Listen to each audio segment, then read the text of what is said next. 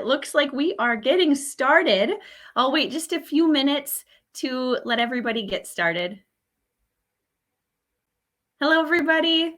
We are going to get started with 6 tips to elevate the candidate experience here shortly. We'll wait just a couple seconds to have people join. And I want to share that we do have a Q&A opportunity. So if you have questions, please feel free to enter them into that section and I'll check them out as we're getting toward the end or as they come in. So we've got a number of people here. Thank you for joining. Why don't you go ahead and pop into the chat where you're joining from? And then we'll go ahead and get started in just a couple seconds.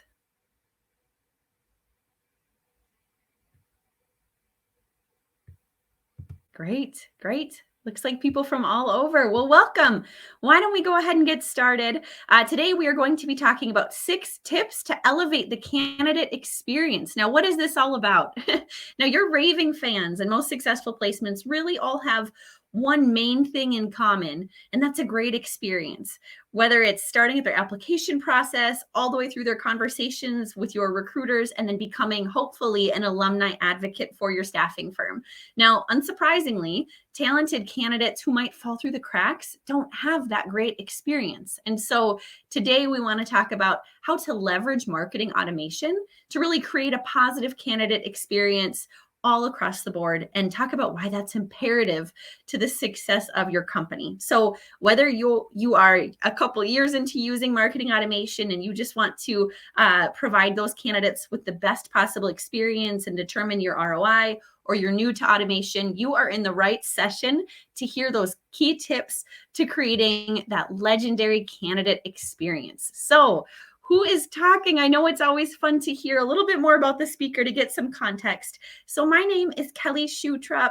I've spent the past 12 plus years focused specifically on digital marketing in the staffing industry, and prior to that in other industries. And so this space is near and dear to my heart. I've held roles as leading marketing teams internally at staffing firms, as well as within agencies, helping to consult business owners, leaders, and other marketers on how to grow their brand, drive leads, nurture their audience, etc. All those fun things. You see a few pictures here. This is my family. I've got a little guy who was born right as the pandemic hit. He keeps things lively, and my husband and I love travel. And then on the professional side, my role is Vice President of Sales for Parka Digital Marketing Agency. So just by way of reference, here at Parka, we are a performance and technology strategy and implementation company that supports the staffing industry. So we really work with those staffing firms of the future to solve enterprise level business challenges, ranging from solutions in brand identity, marketing strategy, digital execution, and technology integration. But that's not why you're here. You are here today to learn about those 6 tips to help you really create a better candidate experience for your marketing automation. And I want to pause here for a second before we dive in. The HR tech space has experienced massive growth in the last year. In fact, according to Crunchbase, just in the last half of last year, it massively exploded. So just to put it into perspective, there have been total venture dollars over 7.5 billion. That was just as of a few months ago, invested in HR tech. Sense is a sweetheart near and dear to our hearts. Everyone listening here, I'm sure, they received a massive investment, and there's all kinds of companies like that. So that investment was actually larger than 2019 and 2020 combined. So what that tells me, what that tells you, is that our staffing industry is starting to really accelerate the adoption of technology and what it can do. So let's go ahead and dive right in. Today, we're talking about those 6 tips to elevate the candidate experience in your marketing automation strategy. These 6 key areas we will talk about include 1, business process, and making sure that you lead with your objectives first and your technology second. We'll dive into that. 2 is your ideal candidate profiles. So what motivates them? What are their decision phases? How do you develop content strategies around their needs? And how do you ensure that your data truly aligns with everything that you're pushing out from an automation and marketing standpoint?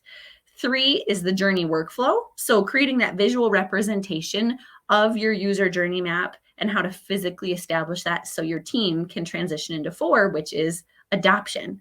So how you implement this, who does it impact, how do you secure buy-in, how do you make sure you're maximizing your investment.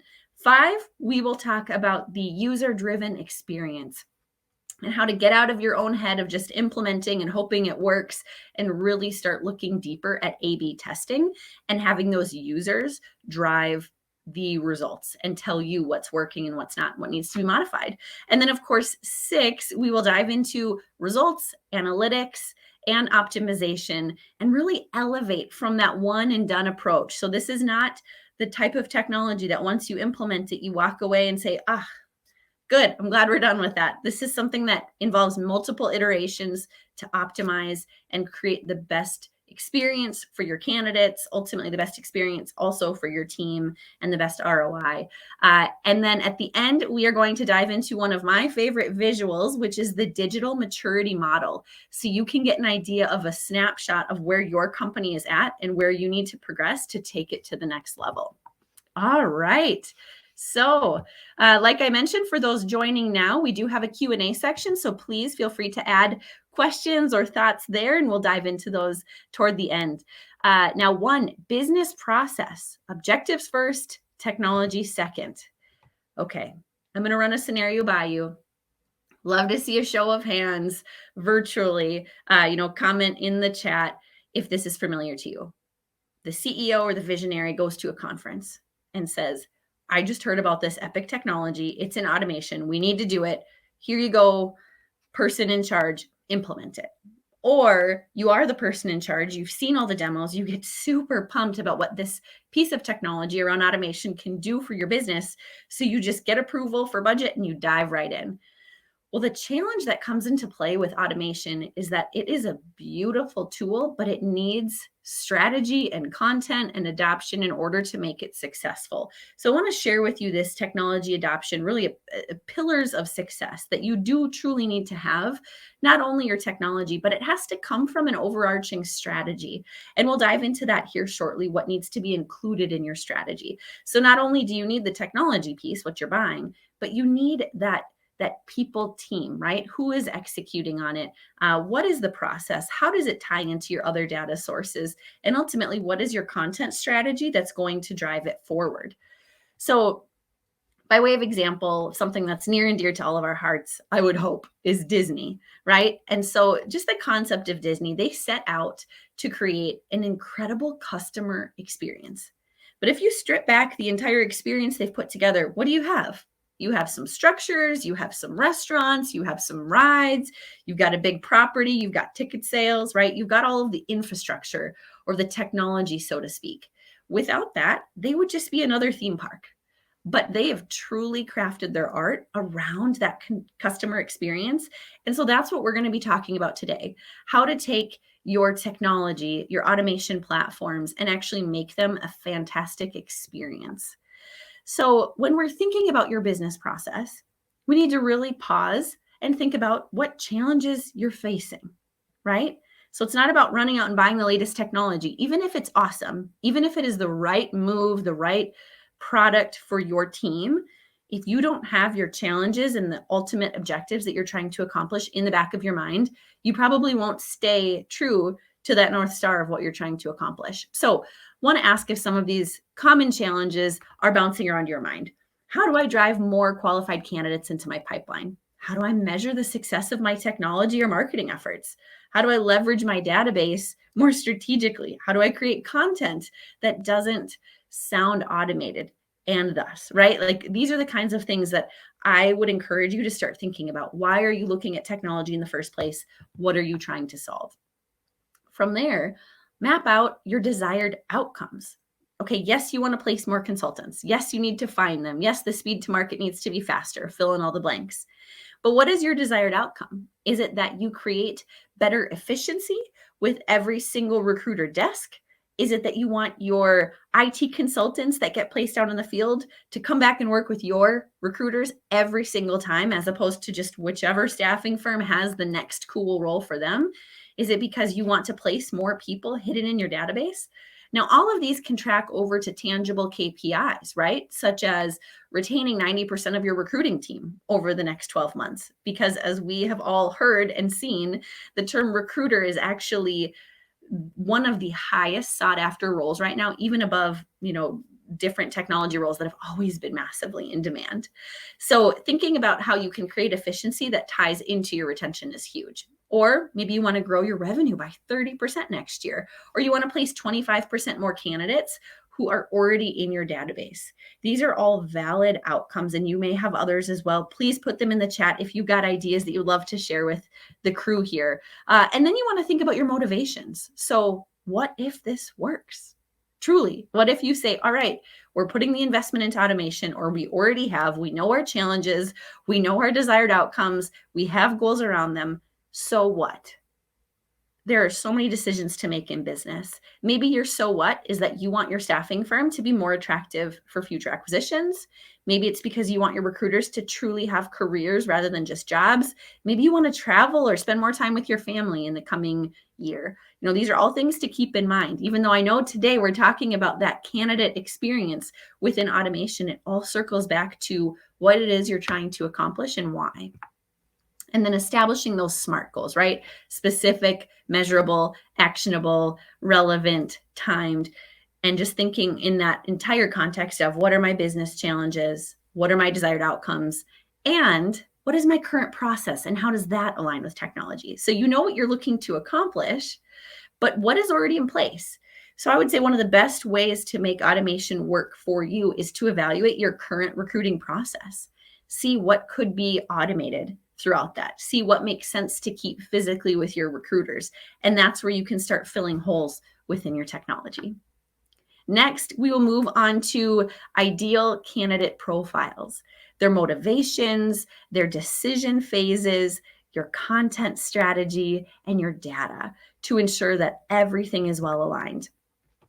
Now, what drives your candidates? What are their motivations, their pain points, their career desires?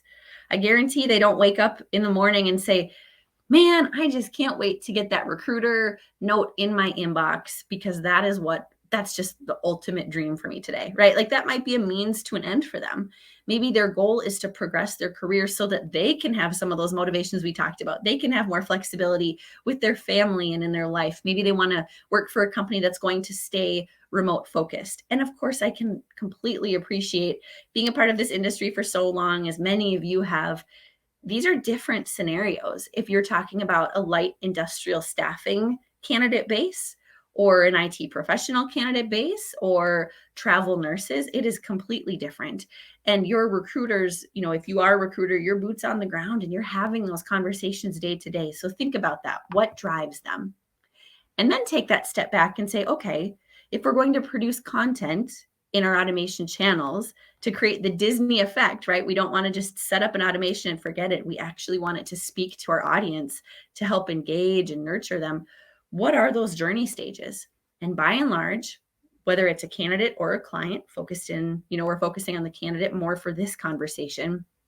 People move through the stages of awareness, consideration, decision, retention, and advocacy. So tangibly, what that looks like is I need a job, or a recruiter has brought something to my attention that might be the next fit for me. I'm going to consider it. I'm going to think about it, kick the tires, determine if this is the right role, the right company. Do I like the experience I'm having with the staffing firm I'm working with? And then that decision, am I going to take this role once I'm offered?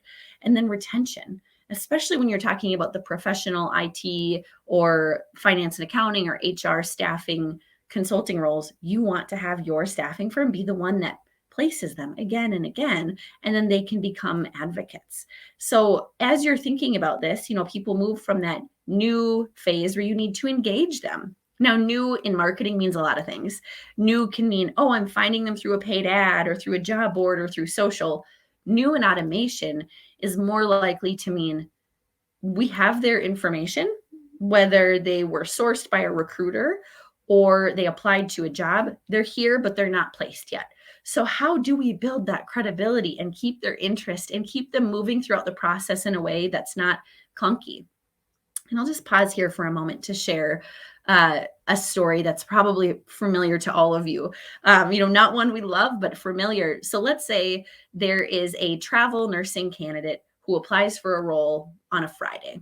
Let's say it's Friday, 4 o'clock. The recruiter is wrapping up the last few things. The recruiter is now on their weekend.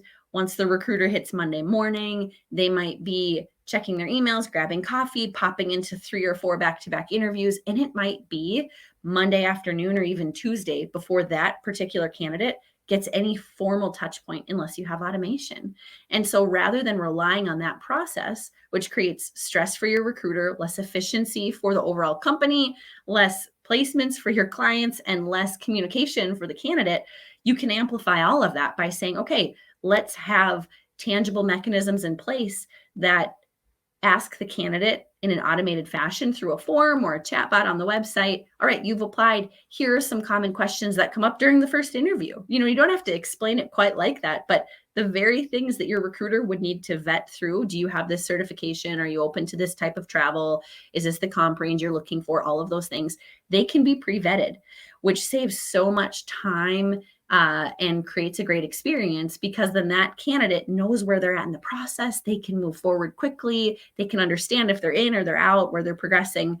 And the recruiter can say, oh, everything in my inbox right now is actually pre-qualified. How exciting would that be, right? And then as an owner or a leader of the organization, can you imagine the efficiency on your recruiters' desks when they're not spending every single moment scheduling calls? Like, that's not what any recruiter signs up to do. I mean, nobody goes to school to be a recruiter, at least not yet that I've seen. Everybody falls into it, but they get into it because they love, and you love, that one-on-one communication and helping people establish career paths and having a great career out of it, right? So those are the types of things to keep in mind as you're engaging. And then, of course, you move into retention, how to stay in touch in a meaningful way. So let's say you've placed a recruiter out on contract and you've got the best of intention to follow up with them once a month. But oh my gosh, we've got those NPS score messages going out, and I'm just going to touch base with them a month before their contract ends because that's when I know I have to do it. Well, if they have other recruiters from other staffing firms touching base with them more frequently, providing value, who do you think they're going to pay more attention to, right? And so those are some of the things to keep in mind. And we'll get into some tangible examples here as we continue in our conversation. And then you think about alumni. So people that have been placed, right? So whether this is a warehouse worker that you have had on site, or a travel nurse who has done a 13-week contract with you, or if this is a IT director who has been out on contract for the last 9 months and is considering their next opportunity, it's important to stay in front of them, right? And just provide them with valuable, relevant content and touch bases so that you can have that opportunity to create efficiencies among your recruiter team and for your candidates. So let's take a look at the content by your ideal candidate profile. These are just a few examples. So you may have heard the term ICP, which historically and typically refers to your ideal client persona, or your ideal customer profile. There's a few different iterations of this, but historically it's been around the client. And then you think about your buyer personas within that client. Well, the industry has completely flipped on its head the last number of years. And every staffing firm we're talking to at Parka is focused so heavily on the candidate. And I get it. It is such a candidate-driven market. So it is vital to not just say, well, we know our candidates. Everybody knows who they're trying to recruit, right? So that's not what I'm trying to reinvent. There is no wheel being reinvented around that. It's actually more around, who are these personas? Is it an executive? Is it a manager? Is it an individual contributor? Each one of them has a different pain point, has a different set of desires that they're looking to accomplish. And it is so crucial that you capitalize on that to have communication with them. So when you think about those different stages, right, whether you're engaging them or retaining them or re-engaging them, you have an opportunity to serve them content and interact with them where it matters. For example, if you're placing an executive, they may be looking for new challenges, career progression, a trusted partner to work with. They may be looking for a more comfy role as they start exiting and transitioning into a different phase of life. But for them, they may be really, really interested in trends at large in their industry or in their space, right? And so if you as a staffing firm can provide them interviews or blogs featuring those high level trends in the industry, or featuring other people with the same title of them working with your company, or building out really cool case studies of what they're implementing with the companies you guys serve. Those are pieces that are interesting to them beyond simply the NPS score. Did you like it? Did you like it? Who would you refer? Those things are important, and there's a place for those. But making it more of a conversation can turn into much stronger ROI. Likewise, with the manager, right? Maybe that manager is looking to grow their career and they're focused more on the skills, right? So they may be interested in webinars and conversations about their subject matter expertise. Whereas the individual contributor may be more interested in growing their career from the ground up. If you think about an HR consulting firm, if you are placing a recruiter versus a CHRO, the recruiter who's maybe a year into their role may be very interested in the how-tos, how to become a consultant, should I be 1099, all of those types of questions that you think about when you first start out consulting, versus CHRO who may be a seasoned consultant and has been doing this for the last 20 years. Those key messages are not relevant to them. So you need to look into that and evaluate what is relevant. And at the end of the day, your content strategy really does need to come down to what is it you want to say and what are they interested in? Because if you want to say it and they're not interested in it, it doesn't matter, right? So it's all about that relevance of how to create a communication with them that will keep them interested and engaged. All right, so let's keep rolling. So much good content. And I also want to share for anybody who's joined later, if you have questions, feel free to put them into that chat. I'm seeing that people are sharing where they're joining in from. So automation is one of those topics that is very interactive and there's a lot of layers to it. So I'm doing my best to cover, and I will do my best to cover a variety of topics. But if there's a specific question, please put it in there. All right, we will keep going here. Now, data, still within that ideal customer profile. As you think about who you're talking to, right? You know your audience, and you think about what stage they're at in their journey. So maybe they're a new candidate, maybe they've been an existing consultant, fill in the blank, and you think about the messages you need to convey them with. It is also incredibly relevant to think about your data. These are all logos and companies that we know well in our space. And let's say, for example, you do all that work. You have your ideal consultant profile. You know who you need to get in front of. You know what's important to them. You've got your topics mapped out. And you say, awesome, I'm going to set up this Sense or this Herefish automation to send all this content that I just created. Oh, but shoot, I don't have the right data points in my ATS to actually target the right people. I mean, it would be very similar to to buying Text Us and finding out that only 10% of your records have phone numbers. Like what good is that going to do you, right? And so thinking about, all right, as I evaluate my ICP, is my data clean? So do I have title? Yeah, typically you're going to have title, but do I have level? Do I have demographic? All of those pieces that make the content relevant need to be well represented in your database. And of course, there's a play here for the marketing side. Like automation is typically when you are in conversation with someone, whether they downloaded an ebook and they're not actually a candidate right now per se, or they applied for a job, right? It's usually when someone's there. So it is so important to make sure that your data speaks to that.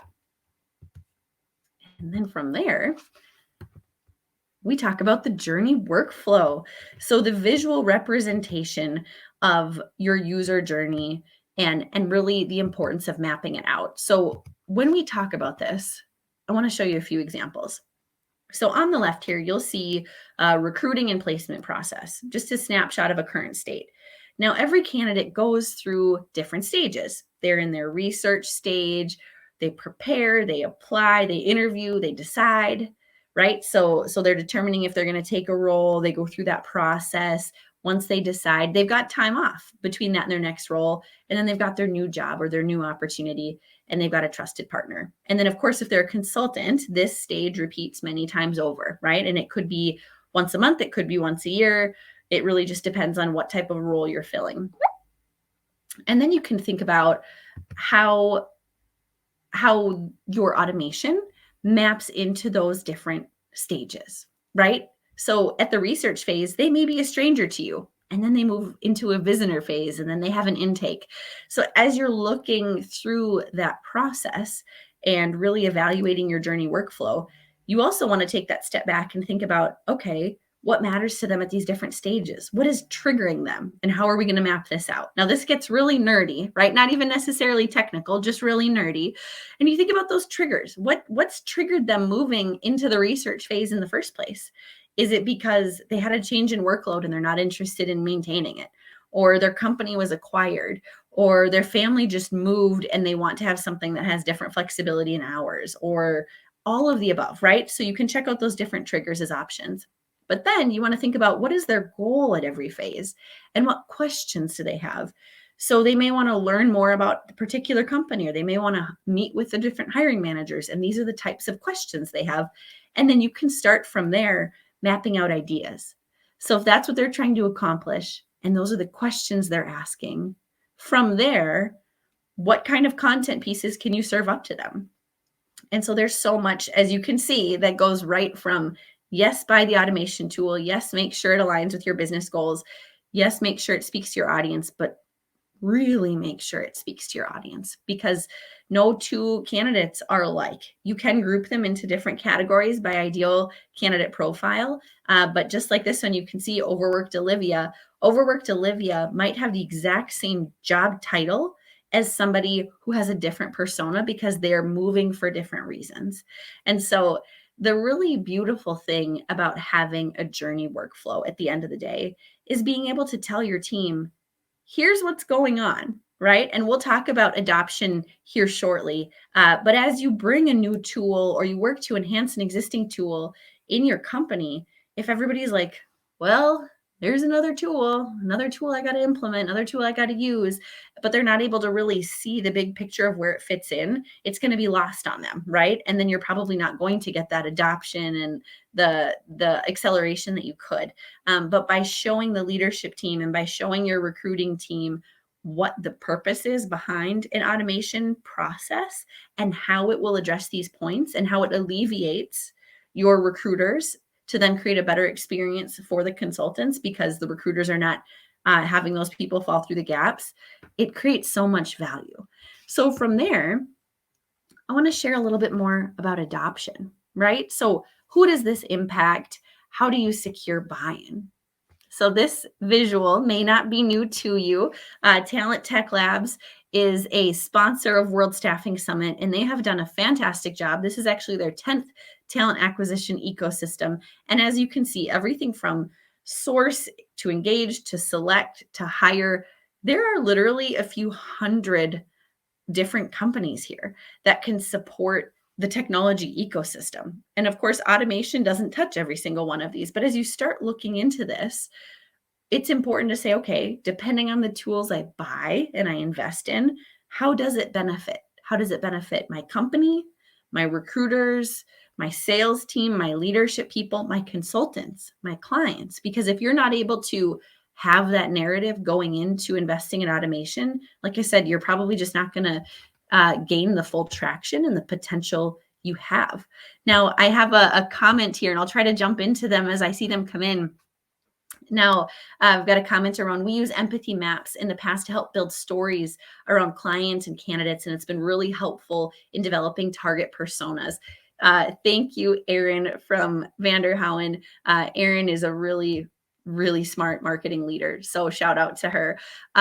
Now, that's such a good call out just around those empathy maps to say what is important to your audience. And then let's tie that back to technology. So in this landscape that I've seen in being in this space over the past 10 years, there are historically people that think about marketing and people that think about technology. And it's almost a necessary evil that they have to combine. And it no longer needs to be a necessary evil. It's a beautiful marriage and synergy. So you're thinking about your MarTech or your marketing technology stack, but you're also thinking about what does this do to create a better experience for our consultants. And I'm starting to see roles pop up across the industry. For example, There is a VP at Insight Global, and there is a VP at Advanced Group. And these are probably people that you guys are familiar with. And there's more where they're taking that mindset. These companies are taking the mindset of, we need someone who gets the operations, gets recruiting, and is going to truly focus in on the candidate experience. And those leaders, I've talked to Lauren Jones about this at length. Like this is where the industry is going. You're no longer just going to have people siloed in operations, people siloed in IT, people siloed in marketing. You're going to have leaders that really represent each of those stakeholders and help to bring it together. So great call out again, Erin. Feel free to comment more if people have thoughts. Now, moving into the next stage here, I want to think with you about if you are truly maximizing your investment, just like you would if you invested in an MBA for your career, right? So let's say you're all jazzed, you're going to amplify your career, you sign up for your MBA, you go through the grueling process, nights, weekends, homework, all of the things that you thought you were done with. And let's just say you did the investment, you learned all the things, it's benefiting your own personal brain, it might be benefiting your current role, and you don't do anything else with it. It doesn't end up on your resume. It doesn't end up on LinkedIn. You don't talk about it in interviews. That would never happen, right? Like literally in a million years, that would never happen.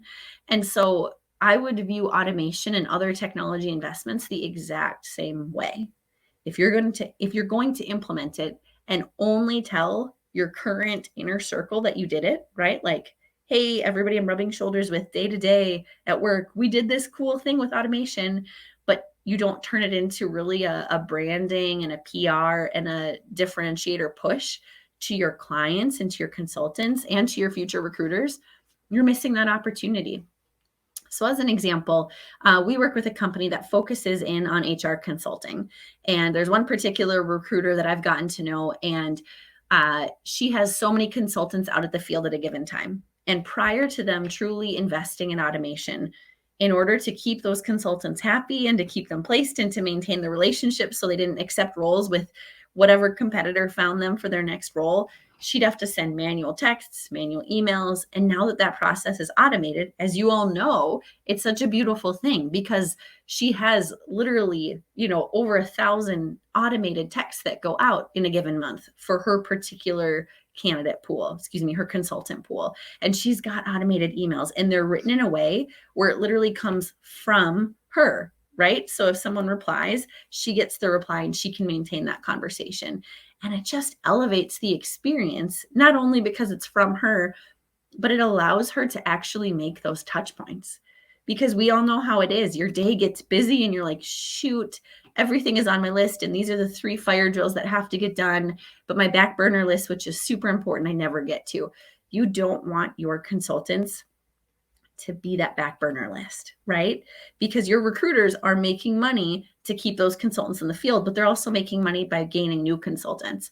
So in that particular story, this recruiter was struggling because she wanted to maximize what she could make, like physical, like the check she took home. She wants to make more, but she's got a family. She's got kids in middle school, and she wants to be around and wants to be involved and wants to show up for their sports.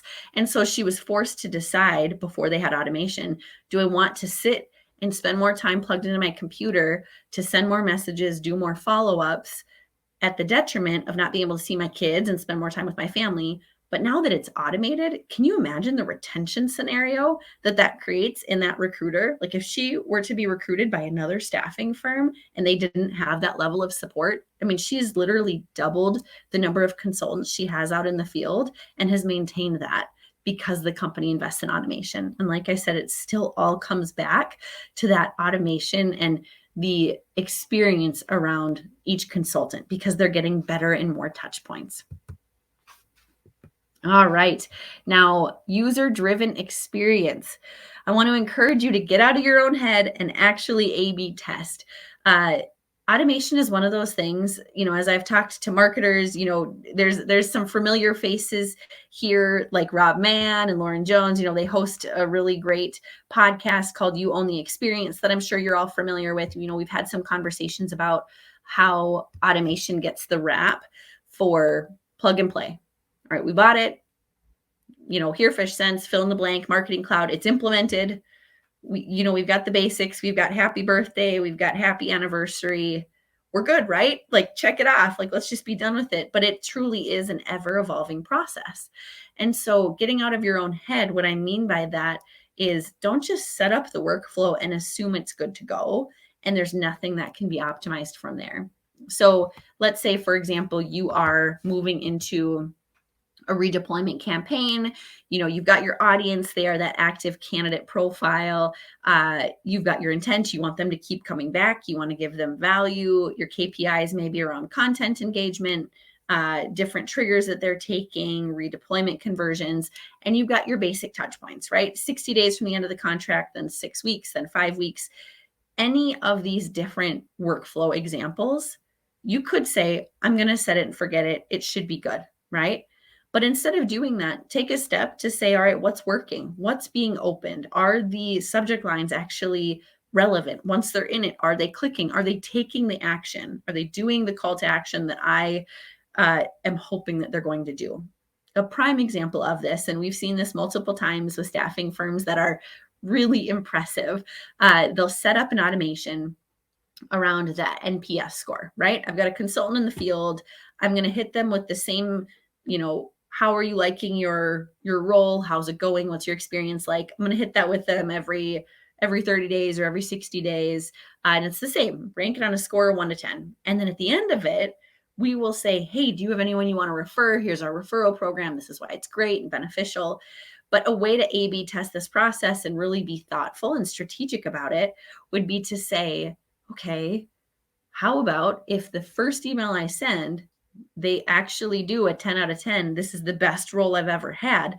That is the time to ask for a referral and to say, do you have any friends that you think would love doing the same thing you're doing? And we've got awesome companies that we can introduce them to, as opposed to waiting. So that's what I mean. Just start thinking about what can we A/B test, because it's pretty likely that it is not at its fully optimized state. And as the industry continues to evolve, you can't assume that your automation workflows and even your content is going to stay flawless in 2 years, right? Like, it's something that you should be checking out on a consistent basis just to evaluate and optimize, which flows lovely into our next point of results, analysis, and optimization, and really elevating from that one and done mentality. Now, I know this audience is probably quite broad. Actually, I would love to hear a quick show of hands in the message.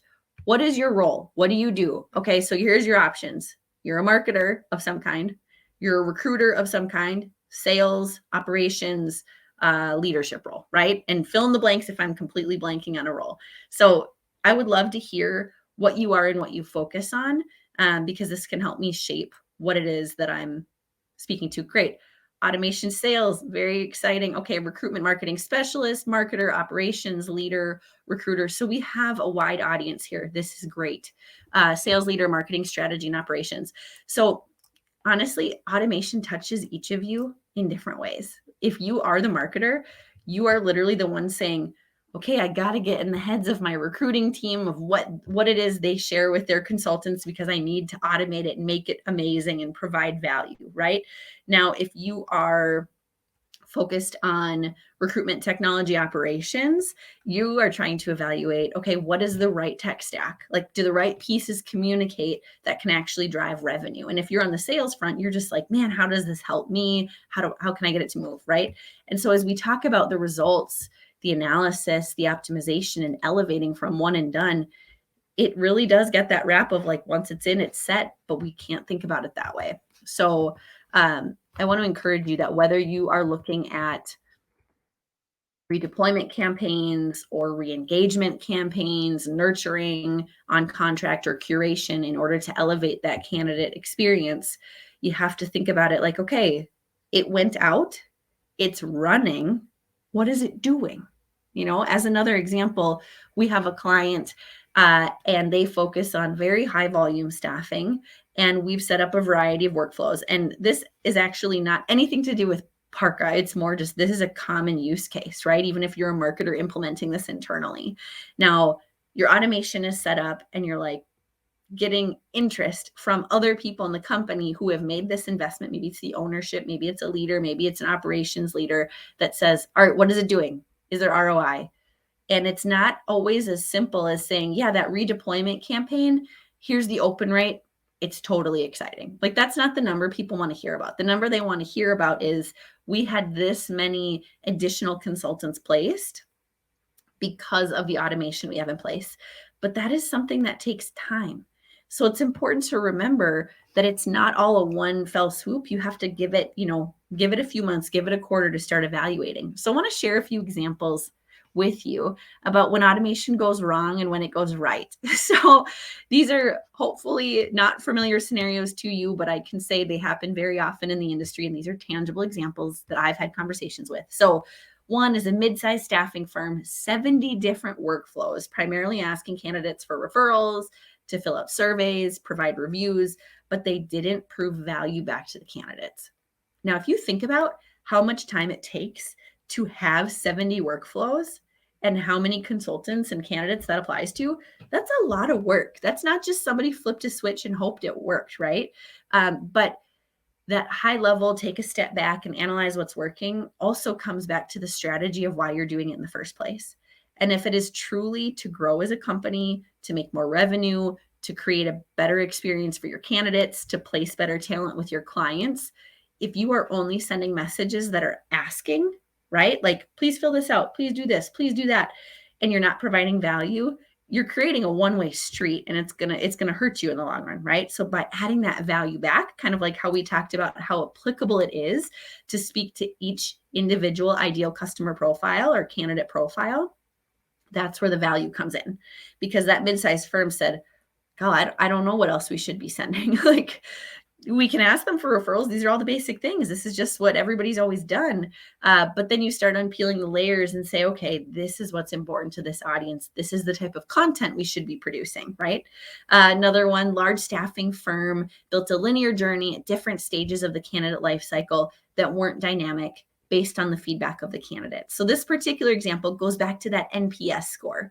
If you just pepper people with, how's it going? How's it going? Right? Like, do you like your role? And never dynamically interact with them based on their feedback, they're just going to start to view your emails as spam. And like, that's not ideal, right? Like, you are their staffing agency. You're the one that literally has them out on contract. You do not want to become the spammy piece of email in their inbox. So in order to really take a step out of that, you want to think strategically about every workflow. What is the purpose? Is the NPS purpose ultimately to find out, are we doing a good job as a staffing agency? Is the company that they're placed at a good representation of what we portrayed, right? All of those things. But then how do you act on it? If they love it, can you get them to refer someone else because they want to have somebody else have that experience? If they're hating it, do you have an instant response that can go out that says, we hear you, we will be in touch with you here shortly. And then your recruiter can reach out and have that conversation. Because as we all know, this is a small industry, right? And if you can take the opportunities to have those one-on-one conversations when it is the highest touch point and not every single one, right? Like, automate what you can, but have those physical one-on-one conversations when it's going to add the most value. That's what makes a difference. Now, global staffing firms that have automation only set up around birthdays and anniversaries. I wish I could say I've only seen this once, but it happens all the time because that's a really good starting point. But let's actually dive into automations that have gone right. And these are things that I hope you guys are implementing. One would be a global staffing firm set up auto notifications and emails and texts that are sent directly to candidates that match them to their job qualifications, right? So instead of waiting for a candidate to come back to your website or apply every time or find your recruiters, you've got all that information in the database. So you have the opportunity to assign different triggers to contact them proactively. And I won't read through every single one of them, but you have them and these will be available on demand later.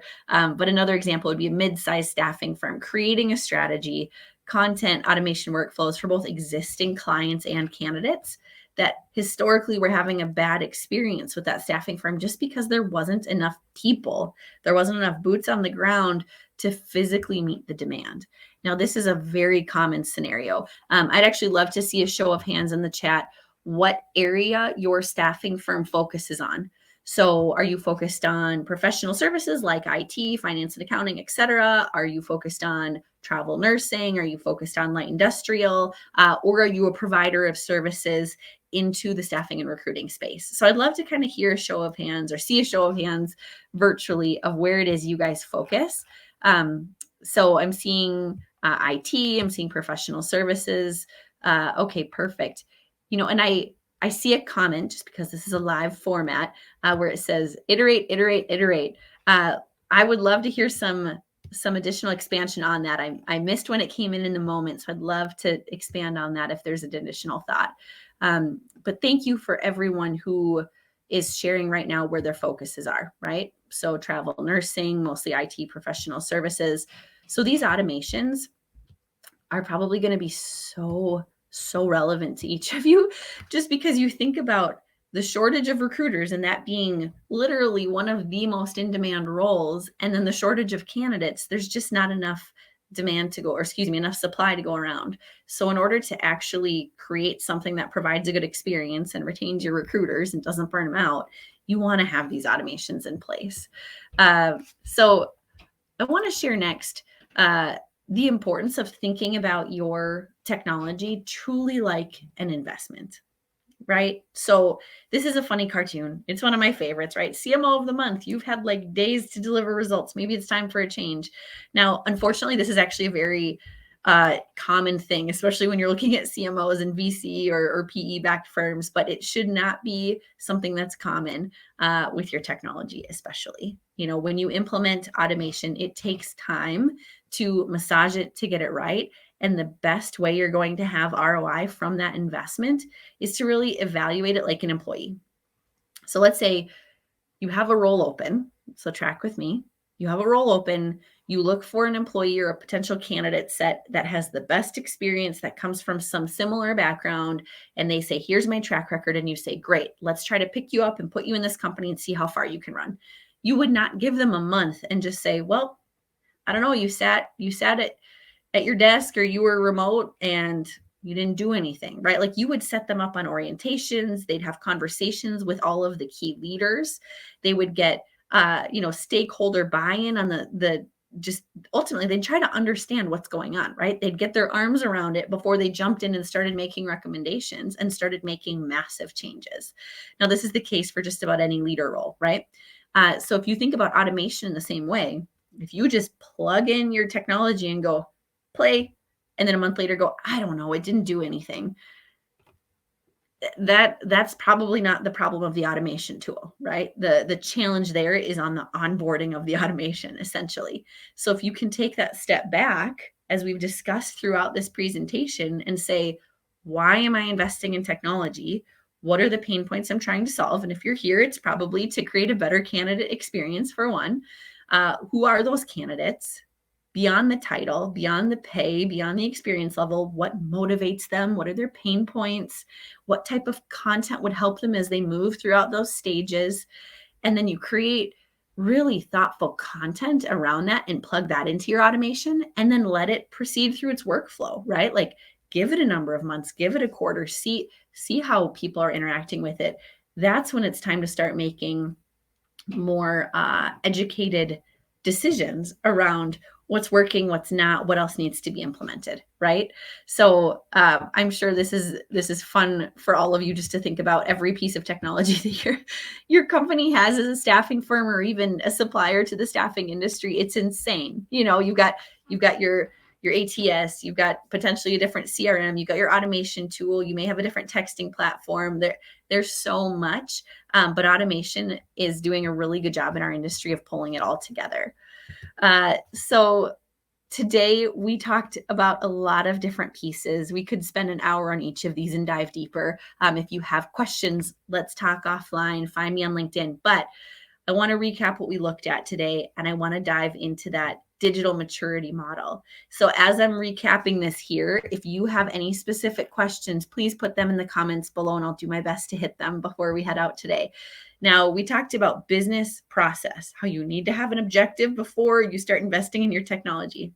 We talked about your ideal candidate profiles and their motivations, their decision phases, the content strategy, and how to start approaching that, as well as making sure your data in your ATS or any other location is aligning well to that.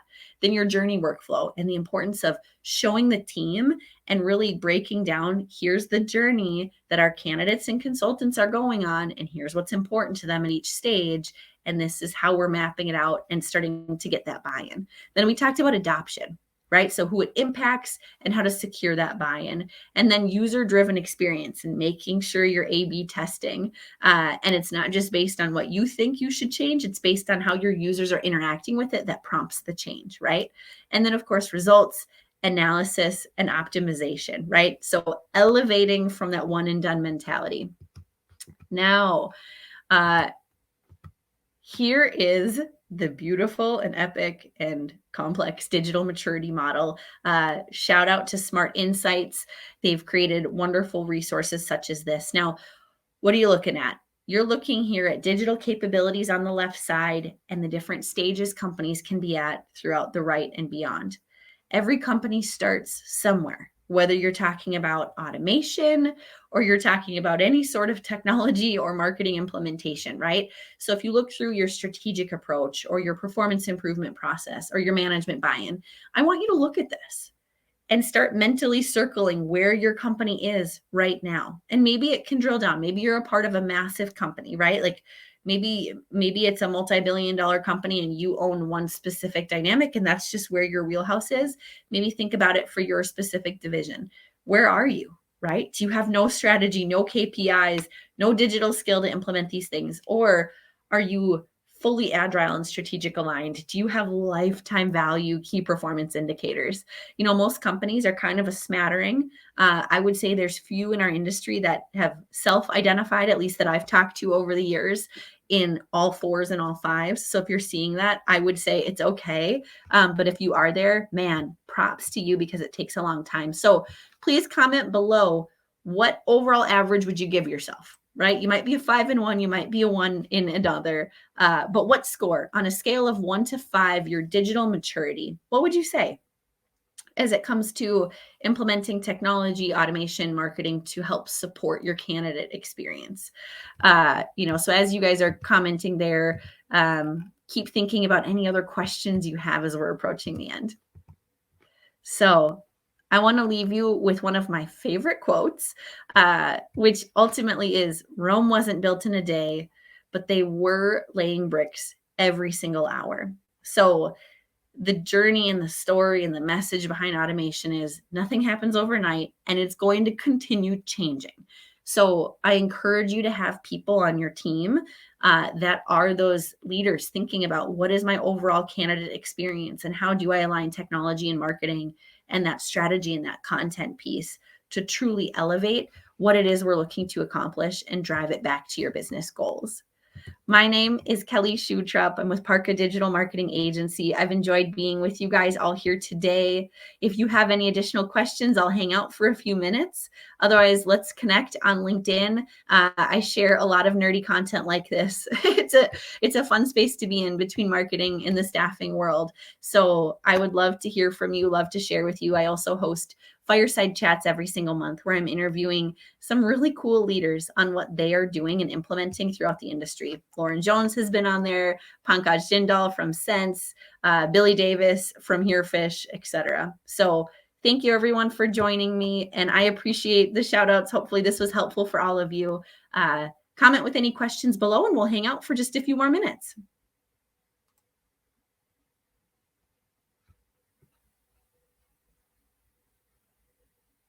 All right. Great. Well, thank you so much, everyone. I hope you enjoy the rest of World Staffing Summit. Moritz, who is helping coordinate everything behind the scenes, will hop in and we'll end the presentation, and I will see you on some future conversations. Thank you.